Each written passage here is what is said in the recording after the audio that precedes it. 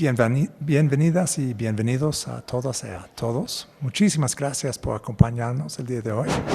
Es un gran honor presentarles al doctor Freddy González con su ponencia sobre diáspora china en México. Freddy González es profesor asociado de Estudios e Historia de Asia Global.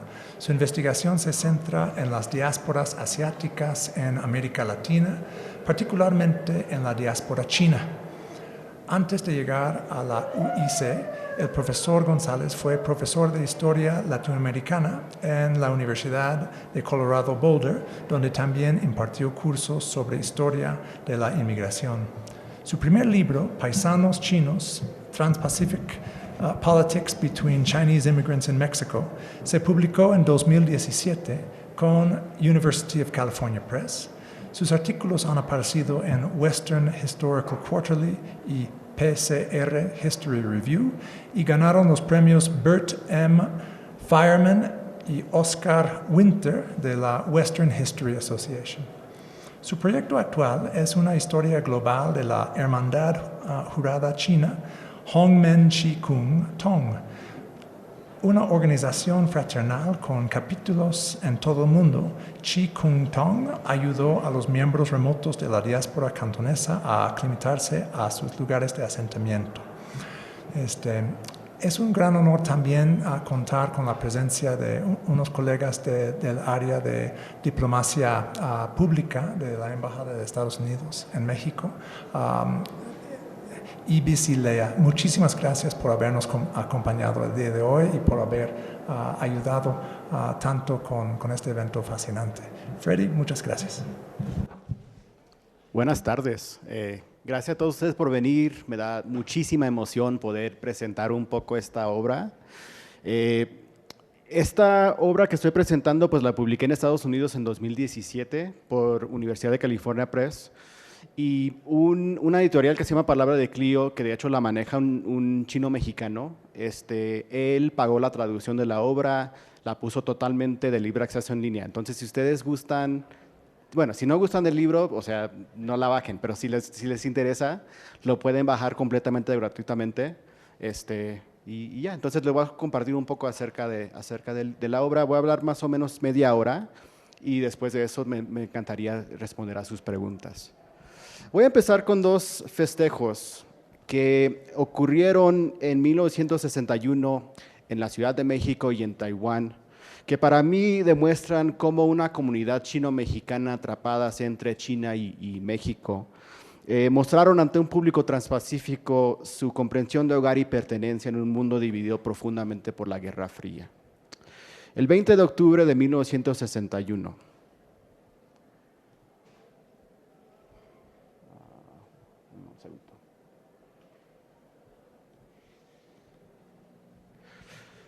Un grupo de danza de chino-mexicanos de visita en Taipei se presentó ante un auditorio lleno en la Casa Internacional.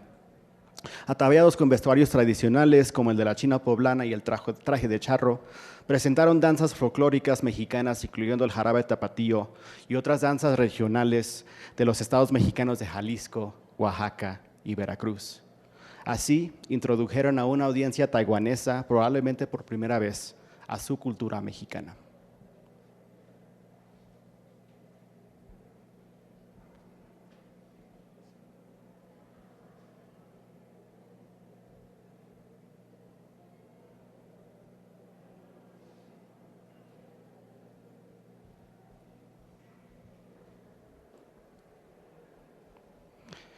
El 29 de octubre, a casi 13,000 kilómetros de distancia, en la Ciudad de México, algunos integrantes de la misma comunidad se pusieron atuendos chipao, portaron banderas de México y de la República de China, así como estandartes de la Virgen de Guadalupe, y presentaron danzas de león y dragón en la ruta de peregrinaje a la Basílica de Nuestra Señora de Guadalupe, la capilla católica más importante del país. El objetivo principal de esta obra fue recuperar esas historias que se han perdido por el tiempo. Hay una historiografía creciente sobre la migración china en México en inglés y en español, pero hasta ahora se ha enfocado más que nada en el periodo entre la llegada de los chinos a México y el movimiento antichino que ocurrió entre 1931 y el 34. Sin duda, el movimiento antichino sigue siendo un trauma muy fuerte para la comunidad china. Activistas antichinos formaron asociaciones, en particular en los estados noroccidentales de Sonora y Sinaloa. Boicotearon los negocios propiedad de los chinos. Esto fue en Ensenada, Baja California. Forzaron a los chinos a subirse en camiones y embarcaciones que los transportaron lejos del país. Se obligó a más de 4,000 chinos, algunos a punto de pistola, a cruzar hacia Estados Unidos, desde donde se les deportó a China. Muchos más, horrorizados por lo que pasaba en Sonora y Sinaloa, abandonaron el país por voluntad propia. De una cantidad superior a 60,000 personas, la población china disminuyó de manera contundente a solo un poco más de 12,000. La presencia china disminuyó a un grado tal que la mayoría de los chinos, las asociaciones antichinas languidecieron, se disolvieron, convencidos de que habían eliminado a los chinos de manera definitiva. Y esas fotos son de los pobres refugiados que llegaron a Shanghái. Una historia muy conmovedora. Se quedaron en Shanghái hasta los años 1960 y después de ese tiempo hubo un grupo de chinos mexicanos que regresaron al país por el puerto de Mazatlán. Tal vez por ese motivo hay una esencia de fuentes mexicanas que documentan la presencia de chinos mexicanos en el país a mediados del siglo. Las fuentes mexicanas que en efecto existen presentan una mirada muy distorsionada de los inmigrantes chinos y sus asociaciones. Durante los años 1930, los activistas antichinos obsesionados con grupos como el Kuomintang y el Chikung-tong ridiculizaban a esas organizaciones, tildándolas de mafias y sociedades secretas con fines sospechosas, infames por su uso de opio y recurrencia a la violencia. Este es un cartón de un activista, José Ángel Espinosa, ¿no? y un visionario muy orientalista. Se ve el dragón, se ve el opio, se ven calaveras, nada que ver con la realidad actual, ¿no? Pero esta imagen de los chinos permanece de forma muy impresionante en México hasta la fecha.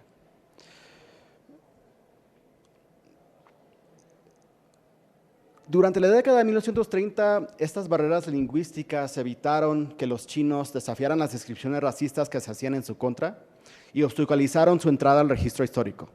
Las fuentes en que los migrantes chinos se enfrentan al racismo mexicano se empequeñecen ante las numerosas diatribas racistas escritas por activistas antichinos, funcionarios gubernamentales, observadores externos, que presentaban una imagen poco halagadora de la comunidad. Esas imágenes negativas, utilizadas para invocar la expulsión de los chinos durante la década de 1930, también han ejercido influencia sobre los estudios en torno a las asociaciones chinas en México. Esta obra, en contraste, se enfoca en aquellos que mediante valentía, agallas o buena fortuna permanecieron en el país después de las campañas antichinas. Recupera las experiencias de los inmigrantes chinos en México con base en fuentes diplomáticas y comunitarias dispersas en ambos lados del Océano Pacífico, principalmente en China, Taiwán, México y Estados Unidos. También hay fuentes de Inglaterra. Devela las historias de comunidades chinas que se han estudiado poco, en particular aquellas en la región del Soconusco de Chiapas, de Tampico y de la Ciudad de México. Las fuentes escritas por esos migrantes nos permiten entender las motivaciones y aspiraciones tras su participación en actividades políticas y revelan imágenes de los chinos portadores literales de la cultura mexicana, dando acceso a momentos breves pero elocuentes que manifiestan pertenencia y nacionalidad.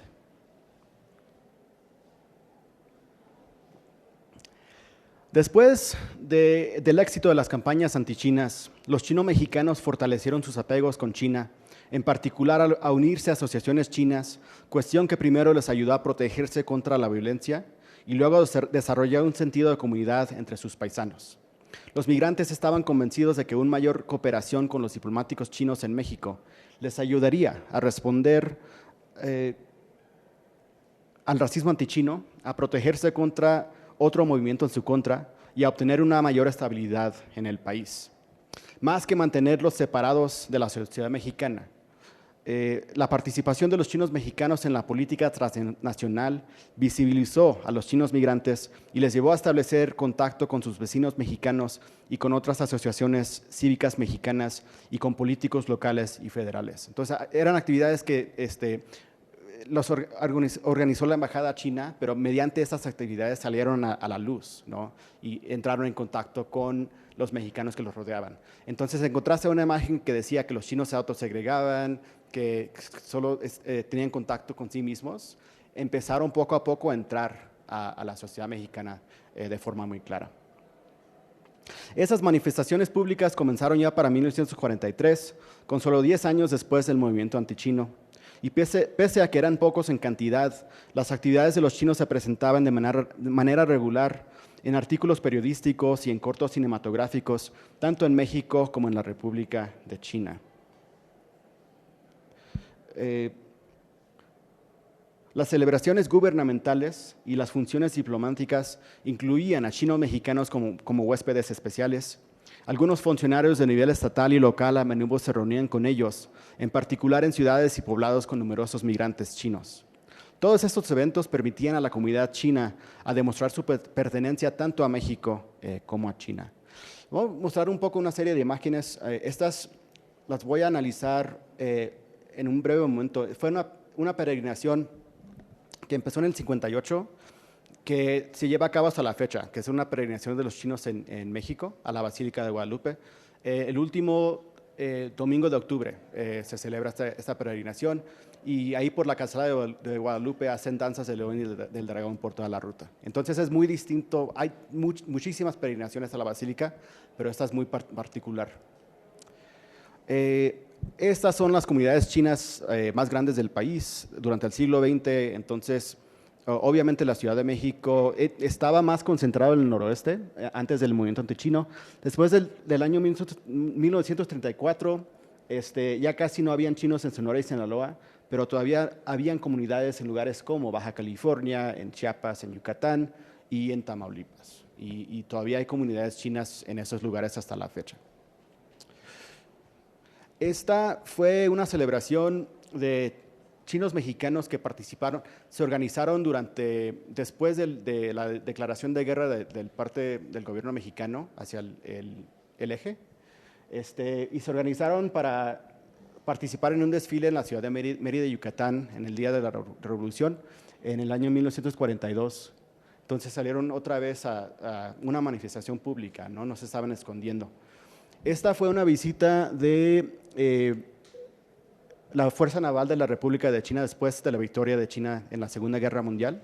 Entonces vino una flota, llegaron primero a Acapulco, que es una ciudad que tiene mucho significado para la relación China-México, ¿no? Llegaba la nao de China a Acapulco, fueron primero a Acapulco, luego fueron a Puebla.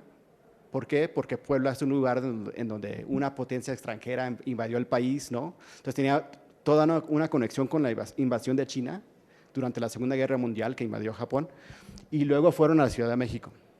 Y algo que pasó muy interesante, aquí se ve en el lado derecho el Ángel de Independencia. Habían chinos mexicanos en la Ciudad de México y en Puebla. O sea, 10 años atrás ocurrió un movimiento antichino muy fuerte en su contra. Se fue, el 75% del país de los chinos abandonaron el país. Entonces los que llegaron vieron la victoria de China, vieron esta flota naval y comenzaron a llorar, ¿no? De tanta emoción, de cuánto había cambiado y del dolor, ¿no? De lo que habían pasado unos 10 años atrás. Entonces, a causa de todas esas acciones, todo lo que coordinó la embajada, un apego más fuerte a China, paradójicamente también lo sacó a la luz, les ayudó mucho de forma muy fuerte a integrarse a la sociedad mexicana, de cierta forma. Y les dio un poco el espacio para poder demostrar su apego tanto a México como a China. Entonces, quisiera con el tiempo que me queda analizar un poco este peregrinaje a la Basílica. Comenzó en 1958 durante un periodo que el embajador de la República de China llamó la época de oro de la comunidad chino-mexicana. Su punto de partida era, como los otros, la glorieta de Peralvillo, justo a las afueras del centro de la Ciudad de México, y su destino, obviamente, el cerro de Tepeyac, a 3 kilómetros de distancia. Al caminar por la calzada de Guadalupe llevaban banderas de México, al igual que estandartes con imágenes de la Virgen. Otros devotos llevaban letreros en chino que expresaban el mensaje de manera más concisa. Los chinos de la Ciudad de México veneran a la Virgen María. Mientras que de muchas maneras se trataba de una procesión igual a otras, el peregrinaje resultaba diferente a nivel visual. Muchas de las mujeres llevaban atuendos chipao tradicional, son estos vestidos que se ven que vienen de China. El diario El Universal se refirió a los bellos y exóticos trajes y a los exóticos sones de una orquesta china durante el peregrinaje de 1960. Algunos de los hombres llevaban un disfraz de león chino, en tanto que otros tocaban instrumentos chinos tradicionales en ruta a la basílica. Un relato del peregrinaje de 1861 mencionó los carteles con inscripciones simbólicas, los caracteres chinos. Y empero lo más notable era la presencia año con año del personal de la Embajada de la República de China, encabezado por el embajador Feng Shanho, que se ve aquí a la derecha. Algunos reportajes periodísticos sobre la procesión aún identificaban al embajador como representante de la comunidad china en la Ciudad de México. Junto con las banderas mexicanas, además, algunos chinos mexicanos llevaban banderas de la República de China en Taiwán. No era de sorprenderse que estos despliegues visuales significaran que un mayor número de mexicanos prestara atención. El cálculo del embajador Ho, que 50,000 espectadores miraron la danza de león justo afuera de la basílica. Es seguramente una exageración, pero ponen énfasis en el hecho de que en un domingo de la basílica las danzas habrían llamado la atención de cientos, si no es que de miles de mexicanos. Entonces aquí se ve un grupo muy grande de mexicanos. Esta es la calzada de Guadalupe. Entonces se ve justo cuánta gente está poniendo atención en este peregrinaje, ¿no? Y esto es justo afuera de la basílica. Pienso que o sea, no es la basílica la más nueva, si me explico. Es como un poco la más antigua. Esto es justo afuera de ese edificio, aquí se ve del lado derecho, perdón que es un poco borroso, que están haciendo un baile de león aquí en las afueras de la basílica. Entonces, seguramente por el atuendo de los migrantes llama mucho la atención. Después de la presentación, el embajador encabezó la marcha de los peregrinos dentro de la basílica, donde se les acomodó en una sección especial y 12 niñas chino-mexicanos rodearon el altar. Más que separar la política de la religión durante la misa, el peregrinaje fungía como medio para presentar los puntos de vista políticos de la comunidad china y de la República de China. El sermón arguyó en favor de la libertad de religión y de no padecer persecución religiosa e incorporó lemas anticomunistas. Parte del servicio religioso se dio en chino. El embajador, quien subió al podio, luego pidió por la unidad de los católicos en China y México, el fomento del Espíritu de Cristo y la derrota del enemigo común, refiriéndose al comunismo. Déjeme explicar un poco. Los comunistas se apoderaron de China continental en el 49. Después de eso empezaron a persecutir un poco los creyentes que estaban en China de otras religiones, porque el comunismo era un poco antirreligión. La Embajada de la República de China en Taiwán usó esto como fin de propaganda, ¿no? Entonces decía, México es un país católico, los chinos mexicanos son católicos, estamos viendo la persecución de los católicos en China. Entonces ese es un argumento para que el pueblo mexicano no apoye a los comunistas chinos y apoyen en cambio al gobierno de Taiwán. Este es un recuerdo, si no me equivoco, del tercer o cuarto peregrinaje, y es una oración que se ve en inglés, en español y en chino, ¿no? Entonces voy a leer el de español. Dios Todopoderoso y Eterno, es oración por la paz en China, ojo. Dios Todopoderoso y Eterno, confortador de los afligidos y fortalecedor de los que sufren, los católicos en China, permite que nuestros hermanos de China que comparten nuestra fe puedan obtener, por intercesión de la Virgen María Santísima de Guadalupe y de nuestros santos mártires, paz en tu servicio, fuerza en la hora de tu justicia y gracia al glorificarlos. Por Cristo Jesús nuestro Señor. Amén. Entonces, esta oración tiene un argumento, una connotación política muy fuerte, ¿no? Muy marcada, que es más que nada que ver con esta política entre China y Taiwán durante la Guerra Fría. La Iglesia Católica en México, por ser anticomunista, por ser antiizquierda, participó de forma muy energética en este desfile, y por eso cooperaron con los chinos mexicanos y la Embajada de la República de China al hacer esto. Entonces, todo esto contrarió la imagen de la República Popular China, la imagen que ellos querían promover como amigo de los pueblos del tercer mundo. Estos peregrinajes a la basílica, los sermones predicados ahí, buscaban dejar una imagen de la nueva China como país agresor, enemigo de la práctica religiosa libre, al igual que una amenaza a la paz global. El embajador Ho incluso describió a la República Popular China como el enemigo público de la humanidad. Y al mismo tiempo los peregrinajes buscaban representar a la República de China como una mejor amiga del pueblo de México. El peregrinaje anual era peculiar en parte debido a su situación, debido a la situación de la comunidad de estar en márgenes de la sociedad china y mexicana. Los chinos mexicanos recurrieron a la manifestación de fe compartida con la mayoría del pueblo mexicano. De este modo, mostraban su indefensión y humildad como manera de ganarse los corazones y el apoyo del pueblo mexicano. Más aún, exhibir el catolicismo de la comunidad china era una manera de disipar la idea de los chinos como una quinta columna potencial y mostrar que estaban ávidos de unirse a la alianza global contra el comunismo. Mediante la devoción religiosa, los chinos demostraron su integración a la sociedad mexicana. Aquí se ve esta oración que se escribe en chino al lado izquierdo, dice que la Virgen de Guadalupe ruegue por nosotros, ¿no? Que es algo que muy comúnmente se dice en México. Y en el centro de la comunidad, la comunidad china de México venera a la Virgen María. Entonces son mensajes católicos, pero luego que destacan un poco por estar escritas en chino. Al mismo tiempo, otros aspectos del peregrinaje mostraban el orgullo que la comunidad china sentía por la cultura de su país de origen y planteaban el argumento que los chinos mexicanos no habían roto sus lazos con China de manera total. Probablemente el atuendo de los peregrinos y la decisión consciente de hacer un peregrinaje tan distinto visualmente no solo llamaba la atención de los residentes de la ciudad a lo largo de la ruta, sino que se trataba de una conexión visual entre la comunidad china presente en la ciudad y aquellos quienes sostenían la embajada sufrían en China continental.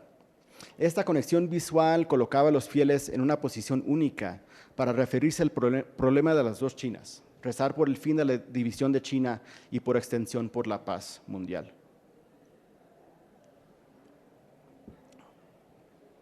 Debido a la participación de amplios sectores de la comunidad, el grupo creció año con año conforme otras asociaciones chinas, algunas de ellas nuevas, comenzaron a unirse a los peregrinos, incluyendo la Asociación China Católica y la Cámara de Comercio China de la Ciudad de México.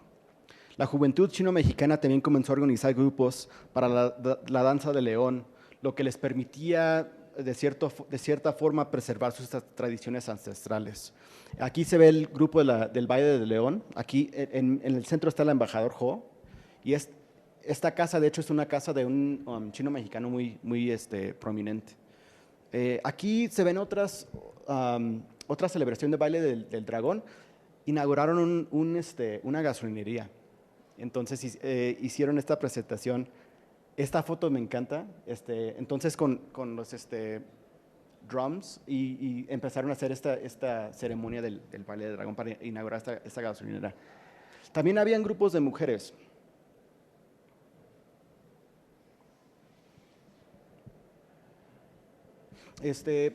Esta foto trajeron a una instructora de baile chino de Nueva York que vino y enseñó a chino-mexicanas cómo bailar bailes chinos, ¿no? Y luego no solo habían presentaciones de danza aquí en México, fueron a Puebla, si no me equivoco, fueron a otras ciudades en el centro de México para que ciertas personas pudieran conocer un poco más acerca de la cultura china.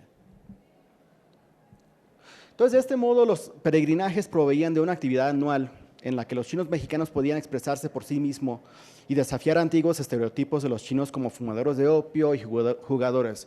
Entonces, para resaltar, o sea, si esta era la imagen de los chinos que los mexicanos comúnmente tienen, estas imágenes son un contraste muy poderoso, ¿no? Ofrecía una imagen de la comunidad sobre una trayectoria recta, una comunidad que había echado profundas raíces en el país que tenía sólidos vínculos emocionales con México y su pueblo, incluso tomando en cuenta que pudo haber comenzado como respuesta a la comunidad internacional del otro lado del Pacífico. Se volvió una vía de celebración del catolicismo y la mexicanidad de los chinos mexicanos. Fue también un sorprendente ejemplo del uso de la propaganda para alcanzar a públicos fuera de la Ciudad de México. Cada año, además de los miles de mexicanos ubicados a lo largo de la ruta, el peregrinaje ocupaba los titulares de los diarios de la Ciudad de México, que se ve aquí, y se emitía por televisión y noticiarios, garantizando con ello su amplia distribución, al igual que buena prensa para la comunidad china.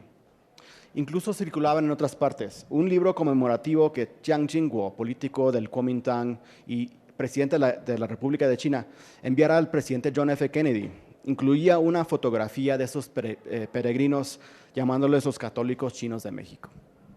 De este modo, además de la importancia del peregrinaje para la política internacional, tenía un hondo significado para la comunidad china de México. Las dos celebraciones demuestran que a pesar de la violencia que la comunidad china sufrió durante los años 1930, para la década de 1960 los chinos mexicanos sentían pertenencia a México tanto como a China, que para ese entonces México también se había vuelto hogar.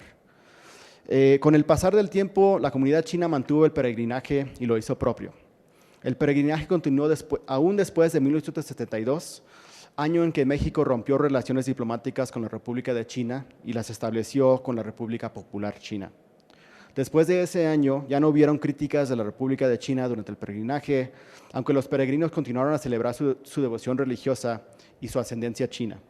Esta imagen, un recuerdo del peregrinaje de 1990, no tiene ninguna alusión política y sencillamente proclama la devoción de la comunidad a la Virgen Morena. Para concluir, las actividades de la embajada, además de servir como diplomacia pública, también mejoraron la imagen de los chinos mexicanos. Esas actividades unieron a sectores antes separados de la sociedad chino-mexicana y por primera vez les permitieron presentar una imagen positiva de sí mismos. En tanto que algunos reportes de prensa les habían descrito en el pasado como inmigrantes ilegales adictos al opio, sus actividades públicas les representaban como mexicanos católicos, piedosos e íntegros. Durante los peregrinajes rezaban por las masas que habitaban en China continental, que decían sufrían bajo los excesos del presidente Mao, especialmente después de la repatriación de los chinos mexicanos en 1960. Los chinos mexicanos recurrieron a esta imagen negativa de la RPC, arguyendo que el reconocimiento diplomático de este país tendría un efecto negativo sobre su comunidad. Esas actividades planeadas por el embajador Ho de la República de China en Taiwán también otorgaron a la comunidad la oportunidad de exhibir con orgullo algunos elementos de su herencia china, al igual que mostrar su adaptación a la sociedad. Afirmaban tener sentido de pertenencia a las comunidades locales. Cuando la comunidad china hizo su peregrinaje anual a la Basílica de Nuestra Señora de Guadalupe, los informes periodísticos no atacaron a los chinos por ser demasiado extraños, ni se burlaron de la mexicanidad de estos residentes de larga data. Este trato a la comunidad china sugiere que a lo largo de 30 años desde el movimiento antichino, la sospecha pública respecto a los chinos mexicanos había prácticamente desaparecido y la sociedad mexicana estaba mucho más dispuesta a aceptarlos como parte de la nación. Muchas gracias.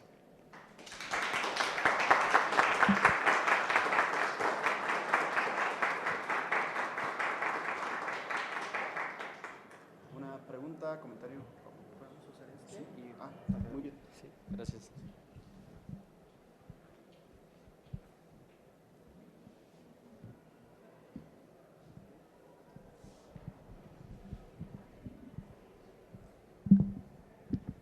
Doctor Freddy, muchísimas gracias por esta fascinante presentación. Siempre es muy interesante ver las manifestaciones y las investigaciones que cada vez son más fuertes sobre las interacciones del sur global, ¿no? de sur a sur, ¿no? Son flujos transnacionales que no han sido estudiados lo suficientemente. Algo que se me ocurrió en el transcurso de esta fascinante presentación es, O sea, mencionas el afán de los inmigrantes chinos por hacer una comunidad aquí y integrarse de la mejor manera con la comunidad existente. Um, Seguramente hubo muchos retos en este sentido con todos estos tipos de acontecimientos. Una de las preguntas que tengo es, ¿cómo fue la situación para otros grupos o otras nacionalidades asiáticas en este lapso? ¿Y cuáles fueron las relaciones que los chinos establecieron con, por ejemplo, los de Filipinas o otros sectores que llegaron en el periodo bajo estudio? Muchas gracias. Una excelente pregunta. De hecho, la comunidad china era una de las más grandes comunidades extranjeras en México y la cantidad de, por ejemplo, coreanos o japoneses era muy, muy pequeña. Entonces, esta comparación es de cierto modo un poco difícil. Una comunidad muy grande que sí había en México era de libaneses. Y esa comunidad se ha integrado, o sea, casi lo interesante es que inmigraron más o menos al mismo tiempo que los chinos. Y yo diría de forma muy similar se integraron también a la nación, ¿no? Entonces, de cierta forma, hacen ver su ascendencia libanesa, pero de forma muy fuerte ya se integraron al país. Gente como Selma Hayek, Carlos Slim, o sea, son mexicanos. Y de igual forma que alguien como, por ejemplo, Osorio Chong es mexicano también. Entonces, los dos se integraron muy, muy fuertemente. También tiene mucho que ver con los libaneses también y los chinos. Casi todos los migrantes eran hombres. Entonces, al casarse, se casaron con mexicanas. Esa segunda generación, o sea, era católica no solo porque tenían este afán de integrarse, pero también porque la segunda generación hablaba más que nada solo español, iba muy poco a China, o sea, no tenían otra opción que integrarse a la sociedad mexicana. Y el desafío más fuerte era el racismo, pero aparte de eso, o sea, no tenían otra forma más que identificarse como mexicanos.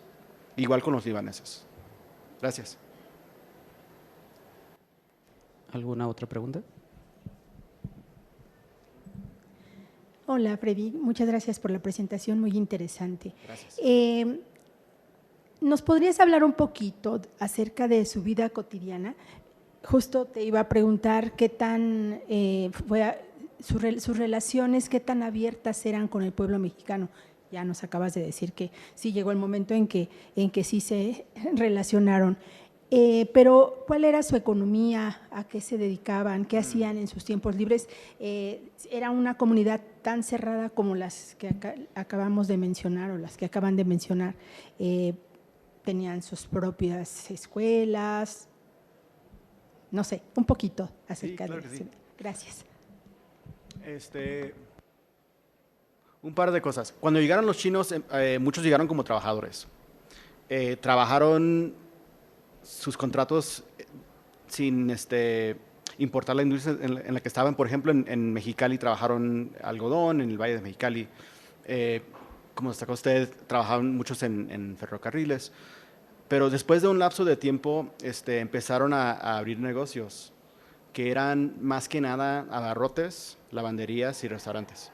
De hecho, no sé si ubican los cafés de chinos en la Ciudad de México, ¿no? Que ya para los 1920 habían como 300 cafés de chinos que eran propietarios de los chinos.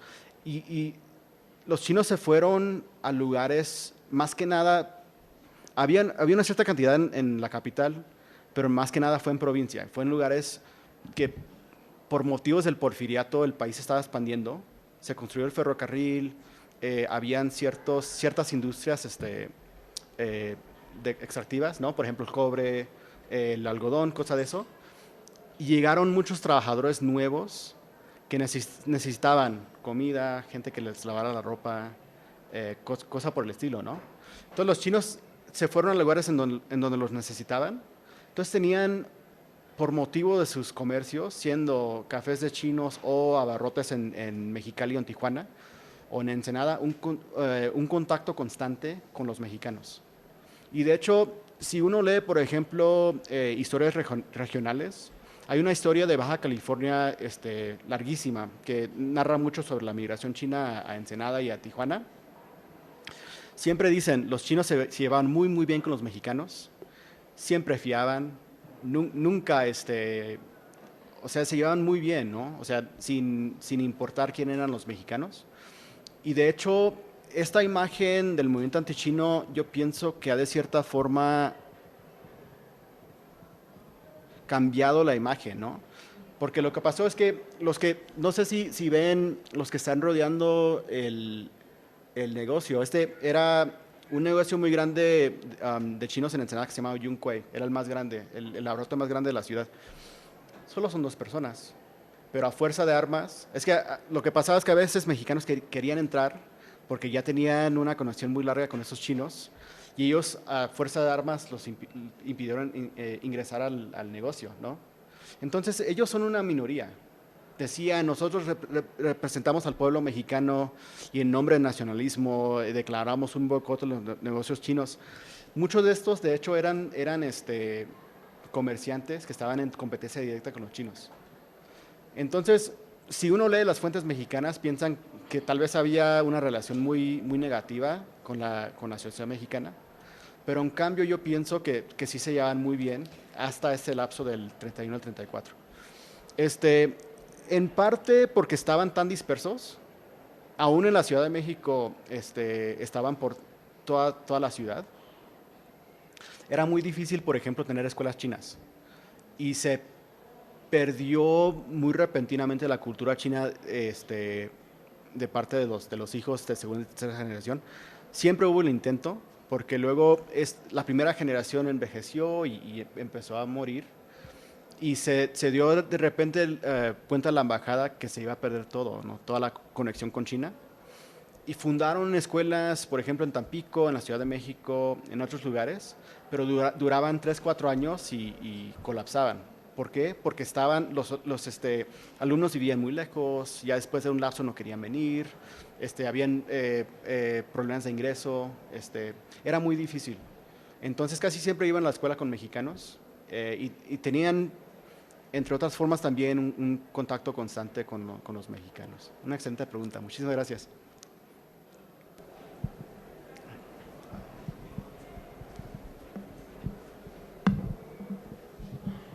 ¿Qué tal, doctor? ¿Cómo está? Una pregunta, ¿qué otros aportes hicieron a la cultura mexicana? Tengo entendido que hicieron aportes como el pilón, por ejemplo, que a la hora de dar algo pues le ponían un poquito más y eso es algo que en nuestra cultura pues se ha ido como lo hemos estado utilizando, ¿no? Sí. También lo que estaba mencionando, lo de fiar, sobre todo en Mexicali, en Ciudad Juárez como que hay muchos restaurantes de comida china. Sí. ¿Qué otros aportes hicieron a la cultura mexicana que nosotros fuimos integrando pues a nuestra cultura, vaya? Es una excelente pregunta. Seguramente me estoy olvidando de algo, porque como tras de la cabeza. El pan chino es uno. Me voy a acordar mañana y me voy a enojar. Si me acuerdo te lo comento. Okay. Perdón. Pero sí hay ciertas cosas que sí, como que ahora es parte de, sobre todo la gastronomía mexicana, que vino de China y no nos damos cuenta. Ajá, que es muy... Nos damos cuenta como que se fueron mezclando. Sí. Ay, perdón, me voy a acordar mañana, seguramente. Gracias. Sí.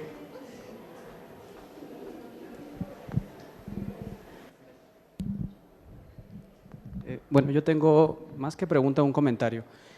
Justo como dices, la migración o el éxodo de la comunidad china en México empieza como en este periodo finales del porfirismo, ¿no? En la plena Revolución Mexicana. Y muchos de estas personas vienen a trabajar en la extensión del ferrocarril. Por eso también se localizan en la zona noreste del país, ¿no? O en el norte del país. Por ejemplo, en Torreón hay una comunidad, o hubo una comunidad muy importante de chinos que en 1911, como parte de la xenofobia, del racismo, bueno, pues aniquilaron. Fueron más de 300 personas, de lo cual poco se sabe a nivel nacional, ¿no? Y todavía como que el gobierno está como, sí exigimos en otros países, pero también como que no sabemos pedir perdón en este lado, ¿no? ¿Qué opinión te merece, por ejemplo, esta matanza de los chinos en Torreón? Sí, una excelente pregunta. No, perdón, pensaba ver si podía encontrar unas fotos, pero no las encuentro. Lo que pasó en Torreón fue uno de esos lugares que expandió durante el Porfiriato, ¿no? Y era un nexo muy importante de ferrocarril. Entonces, la comunidad de extranjeros más grande eran los chinos. Eran como 500 en una ciudad que estaba expandiendo muy rápidamente. El nombre de Torreón en chino es Taiyuan. Y Taiyuan, ¿sí se oye? El nombre de Torreón en chino es Taiyuan. Y Taiyuan no tiene nada que ver con el nombre en español, nada. Significa huerto de hortalizas. Y se llama así porque los chinos llegaron a Torreón, compraron terrenos extensivos de terreno y empezaron a crecer hortalizas para el pueblo que llegó sin comida, ¿no? Y tuvieron mucho éxito. De hecho, habían 2 bancos chinos, tenían un capital muy impresionante. Y fue por eso que estalló la Revolución Mexicana, fuerzas maderistas se apoderaron de la ciudad y hubo un masacre muy sanguíneo. Murieron 303 chinos, 5 japoneses. Se devastó completamente la vida económica de los chinos en la ciudad. De hecho, los chinos sí regresaron. Regresaron algunos, estaban no en la propia ciudad, pero sí estaban en la región. Y cuando pudieron, sí regresaron. Para mí es algo muy fuerte, ¿no? Que pasó esa trauma y sin embargo quisieron continuar sus vidas en la ciudad. En estos días, estoy aquí nada más esta semana y mi hotel está sobre Reforma, ¿no? Y me llama mucho la atención que muchos de los del arte público que está sobre Reforma tienen que ver con las masacres, ¿no? Los 72 migrantes que murieron, parece que en el sur de México, que eran en Guatemala, los de Ayotzinapa, los 43, o sea, unas cifras muy interesantes, todos que ver con desapariciones recientes o masacres o crímenes del Estado, y no hay, que yo sepa, nada que tiene que ver con la matanza de chinos. El año pasado fue el presidente, era como para ofrecer una disculpa no de la masacre, sino del tratamiento de chinos en general. Y eso sí era muy importante, era algo que la comunidad china, los descendientes querían, pero yo pienso que el Estado puede hacer un poco más, ¿no? Y debe de haber, no sé, algo público para enseñar a los mexicanos lo que pasó en el pasado. Además, nosotros tendemos a decir, o sea, no solo los mexicanos son todos iguales, no hay racismo en México y al mexicano se le discrimina mucho, ¿no? Entonces, hay que tener un poco más de conciencia de las maneras en que los mexicanos también han sido racistas en el pasado y también aprender un poco de no sé, cómo ser más sensibles en el futuro. Pero sí, excelente pregunta. Y justo cuando llegan, ¿no? Aplican estas estrategias también como para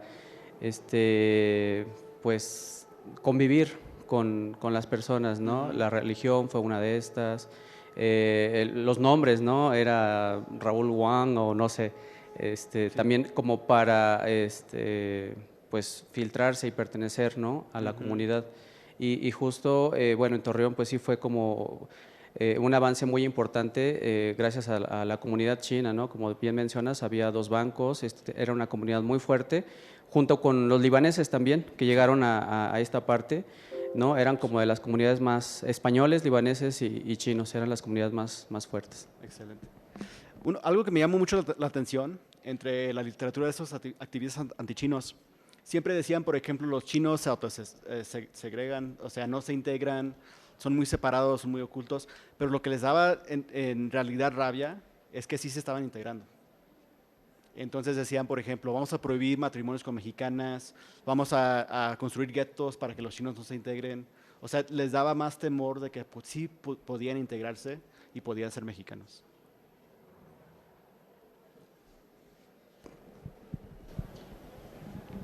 Hola, ay, no más, sonó muy fuerte, perdón. A mí me intrigó mucho cuando hablabas de en los peregrinajes que hacían a la basílica, que iba el embajador de China y que pues eran como en contra del comunismo. Sí. ¿Cómo funcionaba esa situación del embajador con el gobierno chino comunista del momento? No sé, eso me pareció me dio intriga. Gracias. Algo que no expliqué era que, bueno, China cambia de gobierno en el 49 y del 49 al 72 México tenía relaciones con Taiwán. O sea, el gobierno que antes estaba en China, antes del 49, se escapó a la isla de Taiwán, entonces había como dos Chinas, ¿no? Entonces el embajador que estaba aquí, que describía, era el embajador de Taiwán y México no reconocía a China. Y luego en el 72 cambió completamente, México reconoció a China y había como una oficina comercial de Taiwán que sigue en México hasta la fecha. Entonces, ese peregrinaje, por ejemplo, yo fui en el 2013 y había un encargado cultural de Taiwán que fue al peregrinaje. A veces es muy incómodo porque recientemente, por ejemplo, este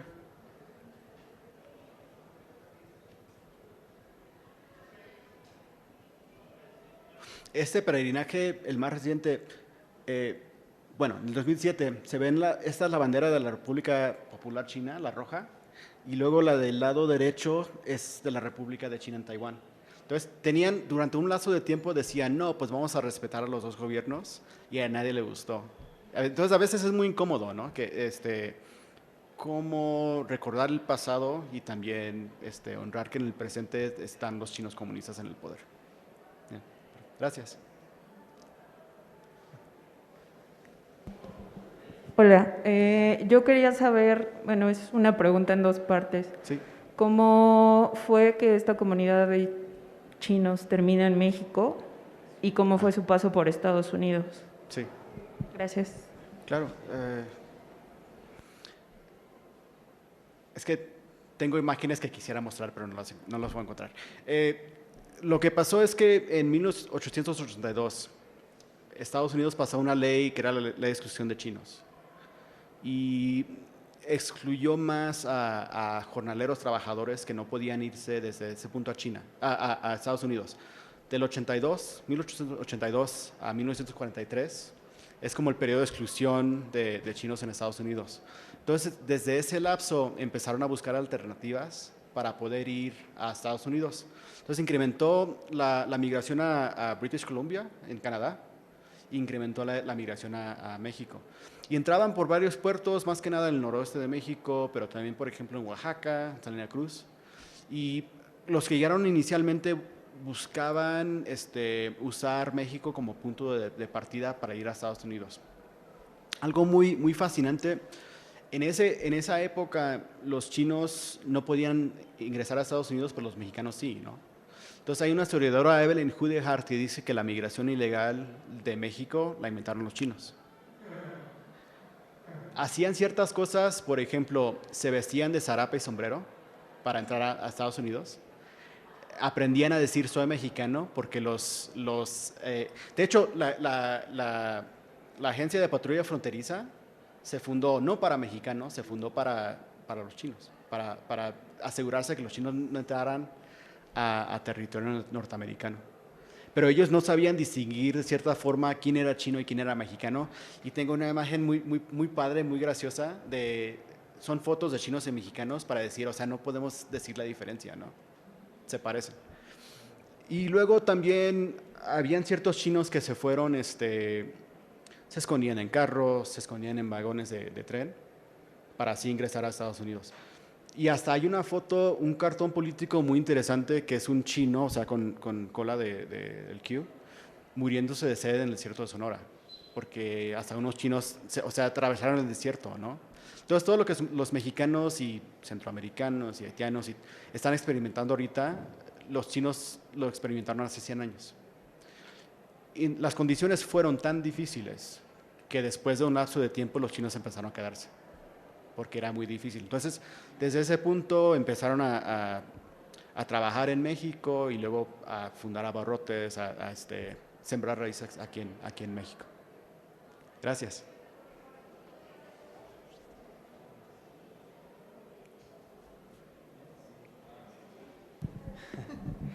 Bueno, hace un año tuve la oportunidad de visitar Tijuana, Mexicali, y estando en Mexicali, bueno, a 2 calles de la frontera del muro, está un símbolo, bueno, una como pagoda.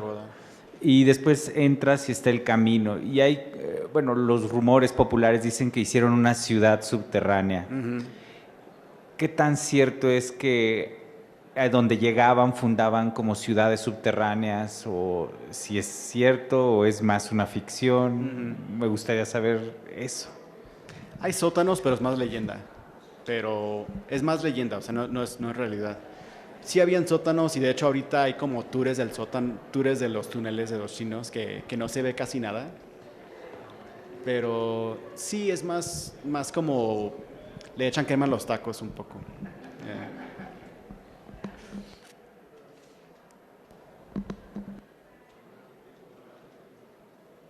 ¿Otra pregunta?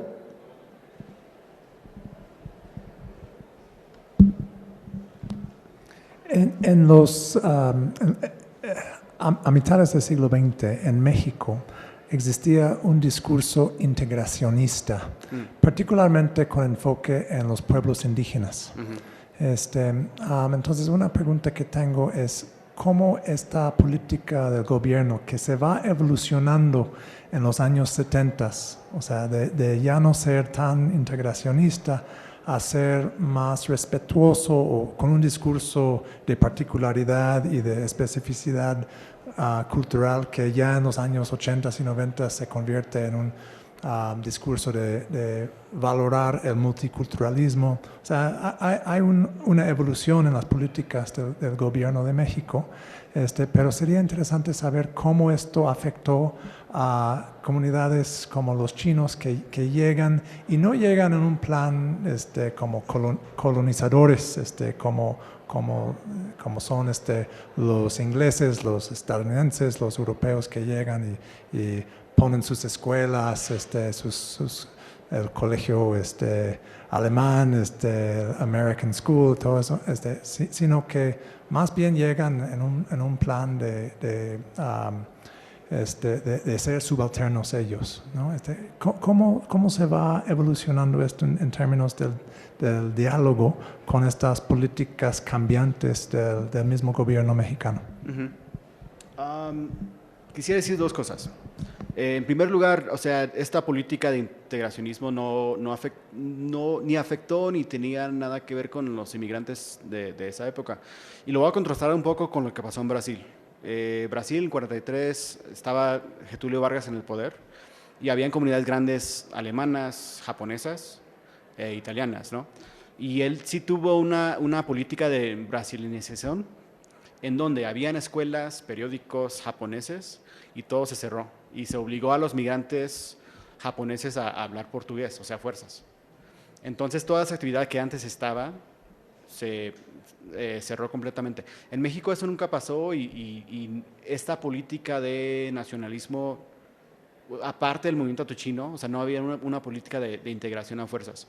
Nada que ver. Y de hecho, después del 34 casi se ignoró por completo que México tenía inmigrantes, ¿no? O sea, ya cuando disminuyó esa actividad, pues ya no se preocuparon por ellos. Pero algo que desarrollamos los historiadores de México, por ejemplo, Teresa Álvaro Belkamp, que trabaja migración libanesa. Hay todo ese discurso de mestizaje, o sea, que el nacionalismo está basado en ciertas raíces, ¿no? Del europeo, del indígena y de cierta forma el africano, y que los inmigrantes no entraban. Entonces no era que tenían que integrarse, era que no era posible que ellos se integraran. Y ella pues dice, en cambio, ellos hicieron de cierta forma muy desapercibida, se integraron. O sea, no es que los forzaban, es que se integraron sin que quisieran que se integraran y formaron parte así de la nación mexicana. Yeah. ¿Alguna otra pregunta? ¿Comentario?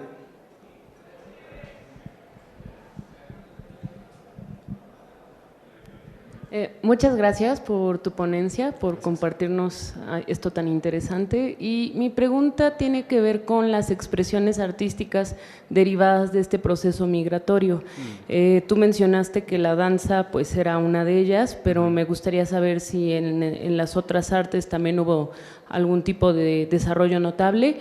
Y también me llamó mucho la atención pues esas imágenes donde se representa a las personas de origen chino. Sí, me gustaría saber si hubo como alguna especie de contrarrepresentación o una representación que equilibrara ese tipo de imágenes, ¿no? Como una especie de representación alternativa que incluso pues proveniera de la misma comunidad china. Gracias. Son excelentes preguntas. En términos de la representación artística, pienso que no hay tanto. A veces se ven como grupos de caligrafía, pero más que nada, sobre todo después del 72, que habían asociaciones muy políticas que luego se volvieron asociaciones culturales para no meterse en problemas con China comunista. Destacan baile del dragón, baile del león, y luego cosas como caligrafía, baile, cosas por el estilo. Entonces es como muy leve el contacto, pero son formas muy fáciles. Y también es de clases de mandarín básico. Cantonés no, mandarín. Pero son formas como muy leves de mantener de cierta forma un contacto, un apego con China, pero también porque generalmente se dan a los jóvenes y como están ocupados, tienen escuela, o sea, no pueden profundizarse de forma muy concentrada, entonces es muy leve. Esta imagen de los chinos en México viene más que nada de Estados Unidos, entonces ya para los años 1910, antes de que hubieran tantos chinos, había esta narrativa de fumaderos de opio, del exoticismo chino, que el chino era muy cerrado, que se mataban a balazos, cosas por el estilo. De hecho, en México había una obra de, ¿cómo se llama?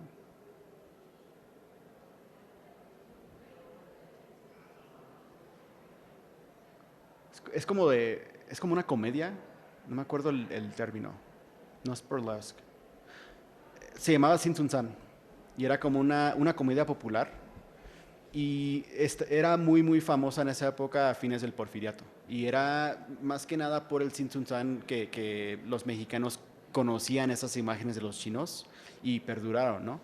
No había una forma de contrarrestar más que nada por motivos de lenguaje.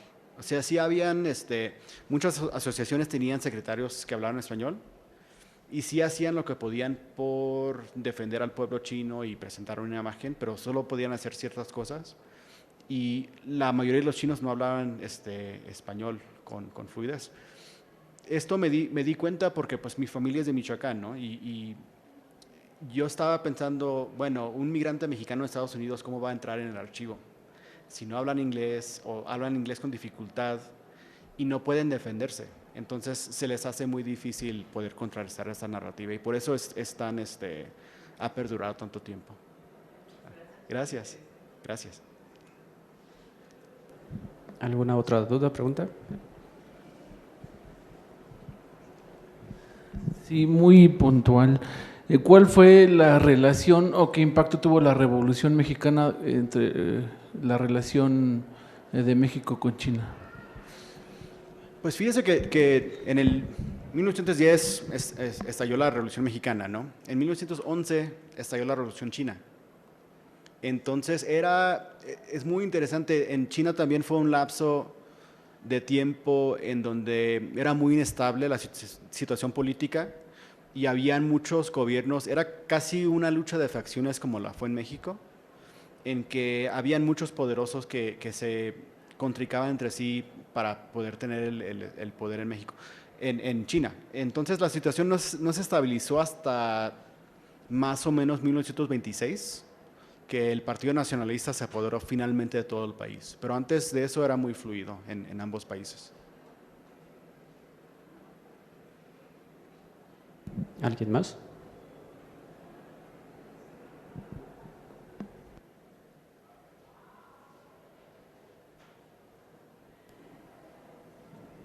Bueno. Bueno, pues agradecemos muchísimo tu participación, Freddy, y agradecemos al público asistente. Muy, muy interesante la plática.